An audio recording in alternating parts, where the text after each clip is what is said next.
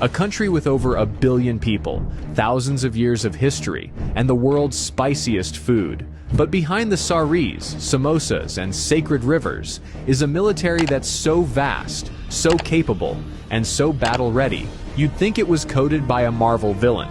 This is not the India you think you know.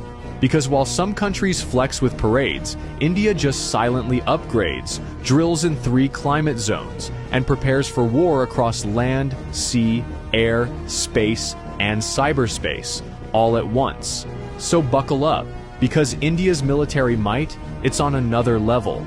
Let's talk geography, because India doesn't live in a quiet cul-de-sac. It's in the world's most intense neighborhood. To the north, you've got China, nuclear-armed, high-altitude, and constantly eyeballing mountain borders. To the west, Pakistan, with decades of tension and history that could fill its own Netflix series. To the east, jungle borders with Myanmar, insurgent hotspots, and some of the toughest terrain on Earth. And to the south, the Indian Ocean, where everyone from the US Navy to Chinese submarines likes to just hang out. In other words, India is surrounded by drama. But here's the twist. While most countries would freak out, India builds a defense force designed for permanent pressure.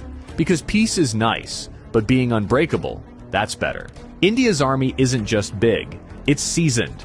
With over 1.2 million active personnel and hundreds of thousands in reserve, it's one of the largest standing armies on the planet.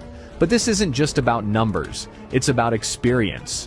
While some armies do war games in the desert once a year, Indian soldiers are literally fighting real skirmishes in the Himalayas, guarding borders at -30 degrees Celsius, and tracking insurgents through monsoon-soaked jungles. Imagine doing combat patrols with frozen eyelids or humidity so thick your socks turn into soup. That's Tuesday in the Indian Army. And then we get to the elite units. Para-SF, India's special forces that train to jump into war zones from 30,000 feet up. They go behind enemy lines and vanish like a WhatsApp status. Ghatak platoons, the army's pointy end of the spear. First in, last out, always loud. RR, Rashtriya Rifles. Fighting counterinsurgency operations 24/7. Not hypothetical, not training. Real combat, real bullets, real stakes. And they're not just trained for ground warfare. They're trained for multi-front conflict, from urban environments to mountain peaks higher than most planes fly. You want gritty? India's army defines it. Now let's talk sky supremacy. The Indian Air Force, or IAF, doesn't mess around. With over 1,500 aircraft, it's one of the biggest and most versatile air forces in the world. And it flies everything. You've got Sukhoi Su-30 MK-IS, multi-role monsters that dogfight like fighter jets and strike like bombers. Rafale jets, precision, speed, stealth. These things could thread a needle from a mile away. Tejas, India's indigenous fighter jet that proves "Make in India" also means mess with me and perish. Oh, and the pilots? They train at altitudes where oxygen is a suggestion, and landing strips are made of ice. But IAF's strength goes beyond jets. You've got AWACS for battlefield surveillance, airborne refueling tankers for long-range operations, and missile systems that give enemy aircraft approximately 0 chances.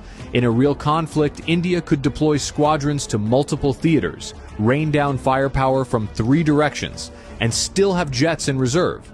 And did I mention they once bombed a terrorist camp 80 kilometers into another country, casually flew back and said, "Yup, we did that"? Yeah, they don't bluff. Now, let's go aquatic.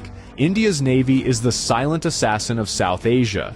It guards over 7,500 kilometers of coastline, controls key shipping lanes in the Indian Ocean, and has eyes on every passing vessel. We're talking aircraft carriers, INS Vikrant and INS Vikramaditya, stealth destroyers, frigates, corvettes, and landing ships, and nuclear submarines that can launch ballistic missiles from under the damn ocean. The Navy doesn't just protect, it projects. It performs joint drills with the US, Japan, Australia, France, you name it. Why? Because India knows something every superpower knows too. Whoever controls the Indian Ocean controls trade. And India has home field advantage. Plus, if things ever go nuclear, the Navy has INS Arihant, the nuclear-powered submarine with second strike capability, meaning, even if everything else is taken out, India can still end you from under the waves. Their missile arsenal is no joke. Agni series. These are not firecrackers. They're long-range nuclear-capable ballistic missiles. BrahMos, one of the fastest cruise missiles in the world, co-developed with Russia. It hits targets faster than most people hit the snooze button. And they're not stopping there. India is investing in hypersonic tech, anti-satellite weapons, AI-enabled drones, and space surveillance. You know that time India shot down its own satellite in orbit just to prove it could? Yeah, that was the military equivalent of flexing in zero gravity.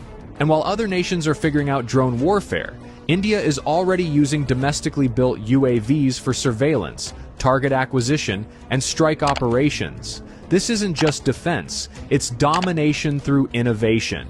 Not all wars are fought with bullets. The country knows the next major war could start with a keyboard, not a gun. So the country is building one of the most formidable cyber defense and cyber offense teams on the planet. They've got CERT-In, India's cyber emergency response team, RAW, the shadowy foreign intelligence agency that makes MI6 look like the Scooby-Doo gang, NTRO, the tech spy wing that focuses on signals intelligence, satellite interception, and cyber espionage. From protecting infrastructure to disrupting terror networks, India's digital warriors are already fighting tomorrow's wars. Today. Here's the final boss level. India isn't just armed, it's nuclear armed, with a doctrine of no first use, but a guaranteed second strike that could end cities. With a triad of nuclear delivery systems, land, air, and sea, India ensures that any attack ends in instant regret. But the real strength? Resilience. India has fought multiple wars, faced insurgencies, and bounced back from terror attacks without crumbling. Its soldiers are battle-tested, its people are proud, and its doctrine is clear. We don't want war, but if you bring it, we finish it. So, yeah, next time someone says India is just software engineers, spicy food, and spiritual gurus, remind them it's also one of the largest, most experienced militaries in the world, a nuclear power with cutting-edge tech, a regional powerhouse with global reach, and a nation that trains for every possible threat, just in case the unthinkable becomes real. And while India believes in peace, it's fully prepared for war. Hit that like button if you learned something new. Subscribe if you want more military deep dives like this. And remember, never underestimate quiet strength, especially when it has 1.4 billion people behind it. Until next time, stay smart, stay curious, and maybe don't pick a fight with India.